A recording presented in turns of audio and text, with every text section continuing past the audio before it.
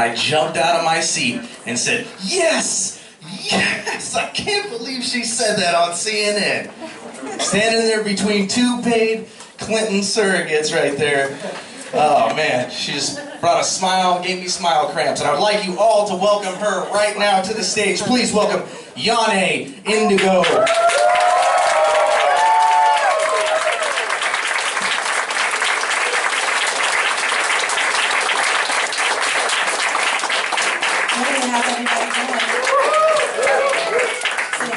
Falling apart. Okay, it just feels like that. That's cool. Happy to follow behind my brother Core. Where's Core? You guys give another round of applause for Core. There he is right there. I refuse to fall in line.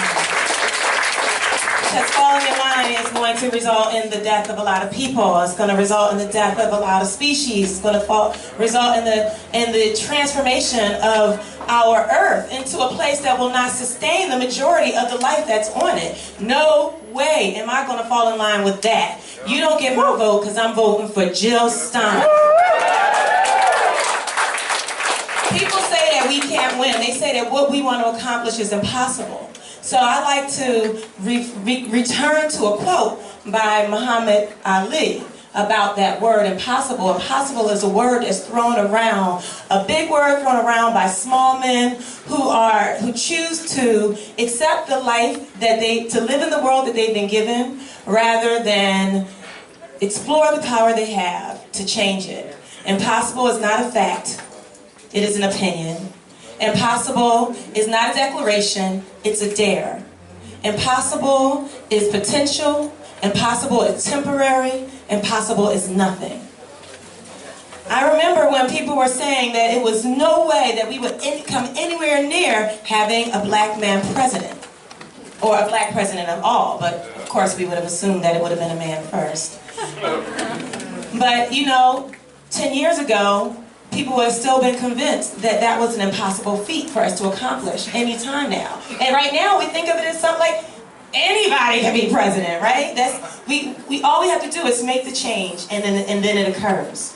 I want to just talk a little bit about what I've been experiencing, because I've been traveling from Arizona through California. I went up to Oregon, Washington, Montana, and then drove back down.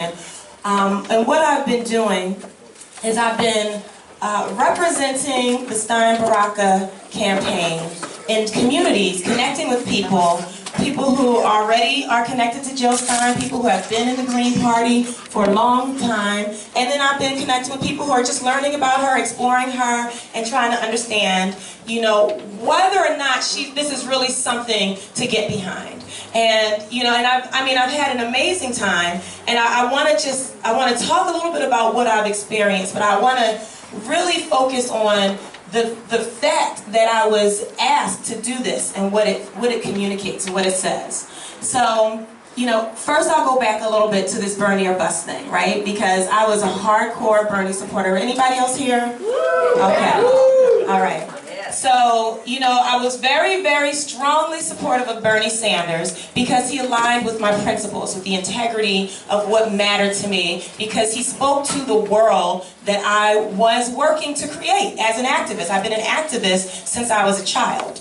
And so, you know, I connected with Bernie, found out, I already knew about him, found out that he was going to be running for president, was very, very excited, hit the ground running, rolling everywhere that I could, telling everybody that I saw that they need to get behind this guy, Bernie Sanders. I was here in California during the primary process, so I went through that trauma. I was in Portland when New Hampshire happened. I was in a hotel room crying all by myself, you know, when that happened.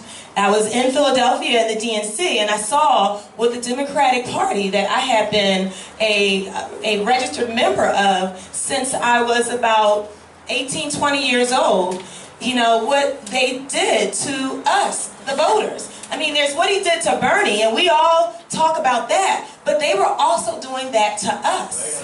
They were saying, you don't get democracy. And they said, your vote does not count. I watched my friends crying inside the DNC and people all over around Philadelphia crying about what was going on. Was anybody here in Philadelphia? So, were any of you delegates inside? You remember those big papers that they gave everybody with the slit? They gave everybody these big papers with a slit that you could look through. And they said, when the time comes, we'll tell you when to put it up and put it down. And there were these big papers like this. And when you held them up, then it blocked what was going on behind you. So that people couldn't see t-shirts, they couldn't see protests. This was one of the ways that they were lying to the public. You know, they didn't let you see when half the delegates walked out. Half the delegates literally walked out. But they didn't show that on TV. They were turning lights off certain sections so that people were protesting. You wouldn't be able to see their protests. People came and got bright neon t-shirts in order to say, I will be seen, I will be heard.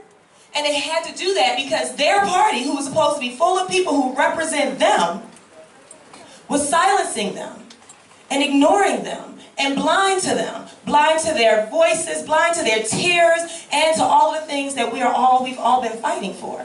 So after I went through that, I was really, I was kind of done back in New Hampshire. I was kind of done with the Democrat. The only thing that was going to keep me with them was if somehow they decided to acknowledge Bernie's win of the primary. But of course they didn't. We know that. And so I was already prepared to move on. And the reason, what happened with me is I saw what was going on, so I began to, because I always vote, so I had to figure out, like, what am I going to do? Because if Hillary Clinton is the nominee, I know that I'm not voting for her. And so I had been hearing about Jill.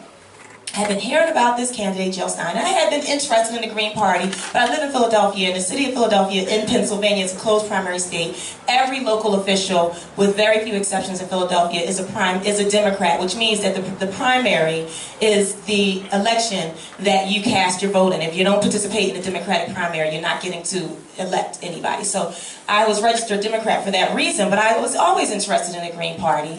And then, you know, I was learning about Jill Stein, and I learned enough about her that I already knew that I had a place to go when they sealed the deal at the Democratic National Convention. So where a lot of people were crying and a lot of people were really depressed, I was actually excited because I still had a candidate that was standing for my values.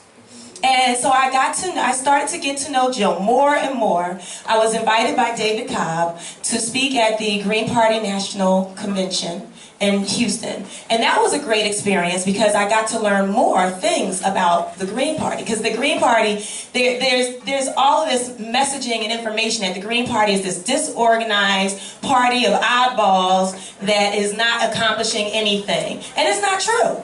And I really began to realize that explicitly at the GNC, the Green Party National Convention. What I found was that the Green Party is full of activists. That's who's there.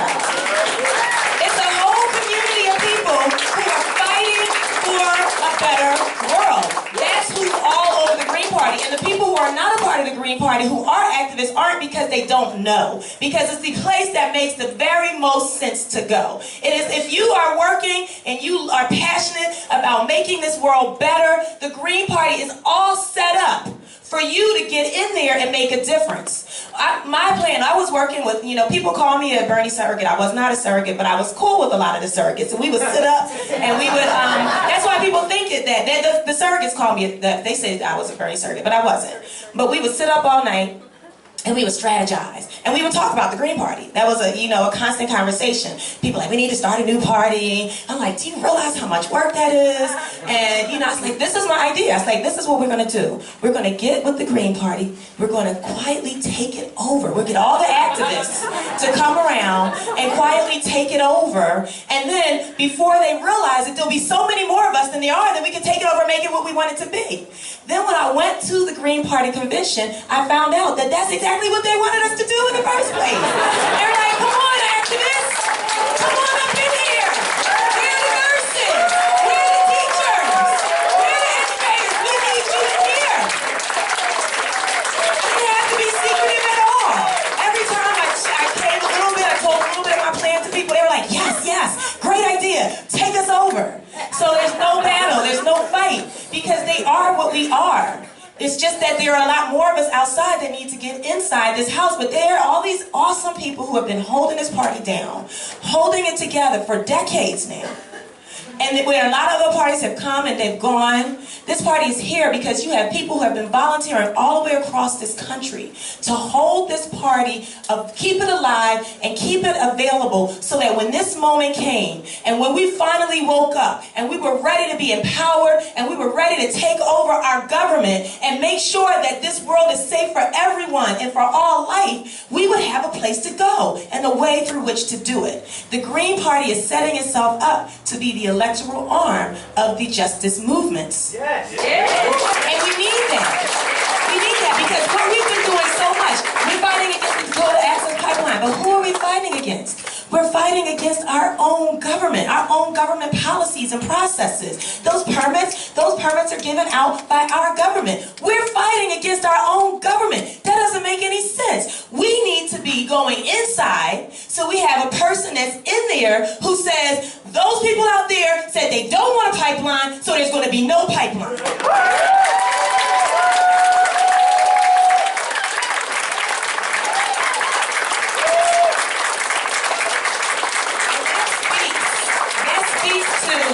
One of the pillars, actually that speaks to two of the pillars of the Green Party.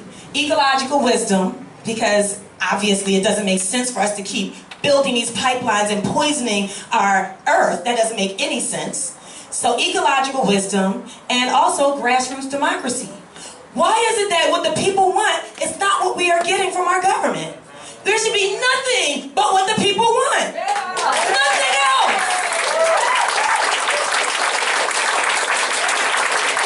Grassroots democracy, justice, peace and nonviolence, ecological wisdom.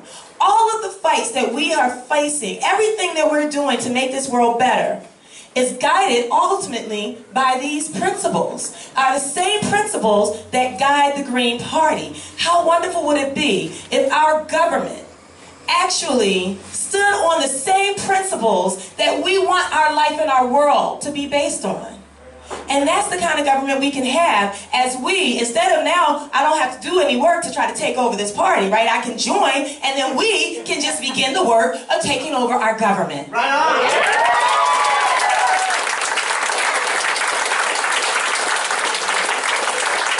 For the Bernie people who don't know everything that the platform stands for, I just want to speak a little bit about the things that really, really are meaningful to me.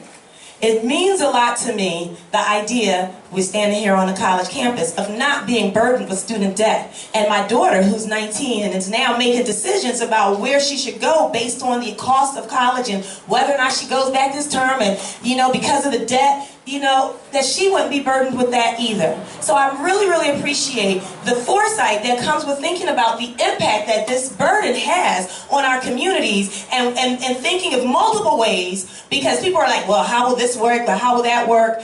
Jill Stein and Ajamu Baraka have come up with multiple ways to cover the cost of that. There's not just one source that could cover the cost of that, but it is, as they've said, it is a great way to re-establish our economy and to give a big push to our economy. I really appreciate the move to a peace offensive. Anybody else tired of war? I don't want to see any more children crying because they saw their home get blown up. I'm watching videos of little children in Syria who feel quite blessed to be alive today after what happened yesterday. That is not a life that any child should live, and I care about that. I care about every child, no matter where on this planet they were born. No matter where on this planet. Every life counts. And we here, the United States of America, I feel the burden of being an American citizen. Is there anybody else who feels bad about it sometimes? I feel bad about it. When they have all those people across the country who are getting on their knee during the national anthem is being sang, and people say it's disrespectful to the veterans, they are standing up for the veterans. Because those people, they go principles that that national anthem is supposed to be standing for and that our flag is supposed to represent. And those principles, if they are not being honored, then the lives and the risks of our veterans are not being honored either. When you stand, when you kneel on your knee and you hold your fist up, you are doing that because you believe in what that national anthem is supposed to be representing. And you know that we are failing in that, and you do not stand with that. You stand against the idea of inequity, and especially against the fact that our country is a leading force in oppression and murder and death and pillagement all across this planet. We are going to transform that. We have to change it. We can't let it happen anymore. We can't let it happen anymore. I don't want to feel, when I travel around, I don't want to feel like I have to say I'm sorry when people ask me where I'm from. You know, where are you from? Oh, I'm from the United States. I'm sorry. I felt that way. I didn't even want, when I lived in Amsterdam for 3 months, I did not want people to know. My friend was like, just tell them you're Canadian.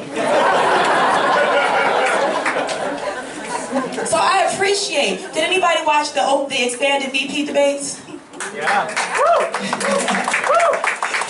So one of the things that you'll notice is that with the main party candidates, Kane and Pence, they just kept talking about, you know, the better way to approach war in Syria, basically. What's the better way? The better way. It was very, I don't know how you did. It was hard to watch. And for the people who I know, the only reason that they were able to watch the whole thing was because of the expansion, when you would hear the sensible commentary made by Brother Yahne Ndgo.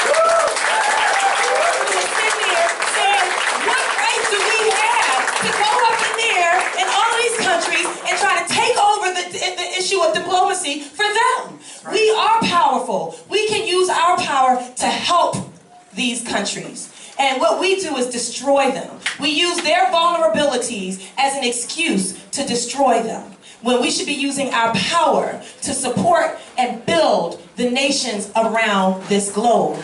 It is not a human rights issue to go up. If you really are concerned about the human rights in Libya, you would not leave that country in the condition that it's in right now. How are you going to claim that that was a human rights issue, and that that's the reason why we sent people up in there and went to war, when we leave the condition of the country and what it is right now? Do you guys know what Libya looks like? We did that. We have to stop it. This is a time to be courageous. This is a time to stand up, stand firm, and we cannot keep thinking we're going to have people who are going to fight for us and stand out there and take the risks that Jill Stein and the Yahne Ndgo are taking if we don't stand with them. That's right. It is a risk to go up against this system that we have here. It is a risk. It's a risk that you take in a variety of ways, including your own personal life and your professional life. And it's a huge amount of sacrifices to go across this country and talk to people about what we know they need and our willingness and ability to give it to them. We have to stand with our candidates. We have to fight for our candidates. We have to do it all the way. And we cannot allow anybody to talk any of that crazy talk about lesser evils. Who wants evil? Choose no evil. We must fight for the greater good. We must fight for the greater good. So, really quickly, I just want to tell you a little bit about what I've been doing. So I went down to Arizona. We had heard that there was an issue that was happening at the border, and I called and I said, hey, to the campaign, is it okay if I take a little bit of time off because I want to see what's going on down there? And they're like, what's going on? I told them, they're like, no, we want to send you. Right? And they sent me down there to Arizona. I saw what was going on down there. We went to a sanctuary for migrant workers. We went to a thing called Operation Streamline, which I cried the whole time I was in there, especially after learning what people had gone through to get from the countries we had destroyed and the conditions that we had placed there, and then travel across the border to just to try to survive. And then they get picked up at the border, and then they're locked up in chains at their wrists, at their waists, at their ankles, and they are in 30 seconds. They are convicted, sentenced to 30 to 180 days in prison, and then as soon as they finish their prison sentence, they're going to be deported back to the countries: Honduras, Mexico, El Salvador. We went to Apache land, and we saw what was going there, the land of Oak Flat, where they want to drill and they want to ruin what's going on, what's that, the beauty of that land there to drill for copper. We drove all the way, like I said, all the way up to Montana, where we saw the impact and beauty of after they had already done all of this drilling and taken out the mine. There's actually water there. They call it water. It's toxic if anything goes in it. And the level of this water is rising and rising. It's already into the water system of Butte. That's what they want to do over here in Arizona. And the reason I'm telling you about these things is not only because we need to know that all of these things are happening, but we also need to understand how connected. That's Arizona and Montana. We also need to understand how connected it is, but I also want you to understand that when we talk about the Green Party being a party for activists, that the way that the Stein Baraka campaign has been running, it's been running in the way where it says, go and find out what people are going through, where people are fighting, get to the inside, because we have to represent them. And whether they join the Green Party or not, we have to represent the issues, we have to represent the movements, and we have to understand them so that we don't come up acting like billionaires trying to solve poverty, coming from a place of disconnection. We have to be connected to the people, let the people know what we're trying to do, and be there for them whether they're ready to join us or not. That's why they sent us there. That is how they spent the campaign dollars, to learn and connect with what's on the ground, what's going on in the lives of our people. And I think that's special. I think it really speaks to what the Green Party wants to be and what it's positioning itself to be. And then we talk from community to community about what people can do in each of those communities to build up the Green Parties, which ultimately is to live the life of an activist and represent it through your party, right? So I just wanted to let you guys know that. And I just want to say, I want to end this just by saying I really appreciate you all. When I come through every single one of these stops, when I get depressed when I see, when I go to the vigil of a brother who was murdered by police after his sister called and asked the police to come and help. I get depressed by something like that. I get depressed by a group of activists in Portland who get thrown down steps and abused by police so badly that even the Department of Justice is getting involved in understanding what's going on there. But I have hope, and the hope that I have is because of you. You have been nodding your heads. You have been saying, yes, we are going to have a better world. We are going to create change. We are going to take over our government. We are going to create equity. We are going to end poverty. We are going to end hunger. We are going to end war. There will be no more war. We are together in this. I appreciate all of you for that. When we go into the voting booth on November 8th, we will be voting together. That's right. We will be voting together. Don't let anybody scare you, because this is a time for courage. A man who does not have the courage to take risks accomplishes nothing. That's another Muhammad Ali quote. And I'll leave you with that. Thank you.